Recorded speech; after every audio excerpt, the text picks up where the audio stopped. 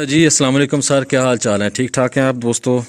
اچھا جی، بکریوں کے جسم میں بہت سے مسائل آتے ہیں. ان کے جسم میں گلٹیاں بن جاتی ہیں اور وہ گلٹیاں پیپ والی ریشے والی بنتی ہیں. تو آپ نے کیسے ڈیل کرنا ہے؟ سر اگر آپ کوڑ تما اس کی خوراک میں شامل کریں گے تو یہ پیپ والی گلٹیاں جو ہیں وہ نہیں بنے گی گلٹی، بلکہ کسی قسم کی بھی نہیں بنے گی انشاءاللہ تعالی.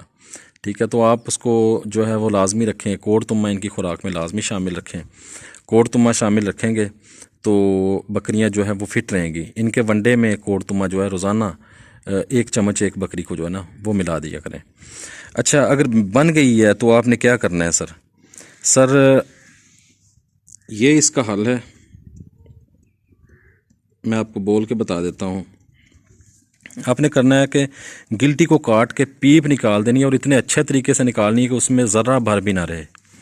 ٹھیک ہے، بکری کے کو درد تو ہوگی لیکن آپ کو بڑا دل کر کے یہ جو ہے یہ نکالنی پڑے گی. وہ پیپ کو نکال دیں گے جب، تو اس کے بعد پائیوڈین اور ہائیڈروجن پراکسائڈ سے آپ اس کو صاف کریں گے. اس کے بعد آپ اینٹی بایوٹک لگائیں گے، کوئی بھی لگا دیں. ٹھیک ہے، اور اس کے بعد پین کلر جو ہے وہ اس کو لگائیں گے. تو اس طرح آپ کی بکری انشاءاللہ تعالی فٹ ہو جائے گی. کچھ دنوں تک گلٹی جو ہے وہ بالکل ٹھیک ہو جائے گی. یہ وہ گلٹی ہے جس میں درد ہوتی ہے، جس میں پیپ یا ریشہ ہوتا ہے. جس میں درد نہیں ہوتی وہ گلٹی آپ نے کاٹنی نہیں ہے، اس کا حل ہو رہا ہے. تو اگر آپ کی بکری کے گلٹیاں بن جاتی ہیں اور اس سے درد ہوتی ہے ان گلٹیوں میں سے، تو آپ نے کیا کرنا ہے، آپ نے گلٹی کو کاٹ دینا ہے، اس میں سے اچھی طرح پیپ نکال دینی ہے. لیکن یہ میچور ہو جائے، جب وہ پک جائے، تب کچی گلٹی کو نہیں.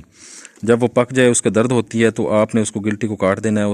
اس کو بعد میں پائیوڈین اور ہائیڈروجن پراکسائڈ سے صاف کر دینا ہے، اور اینٹی بایوٹک لگا دینی ہے کوئی بھی، اور پین کلر اس کو لگا دینا ہے. آپ اس کو انکوائر 10 کا انجیکشن لگا سکتے ہیں اینٹی بایوٹک میں. ٹھیک ہے، آپ اینروفلاکسسن انجیکشن لگا سکتے ہیں.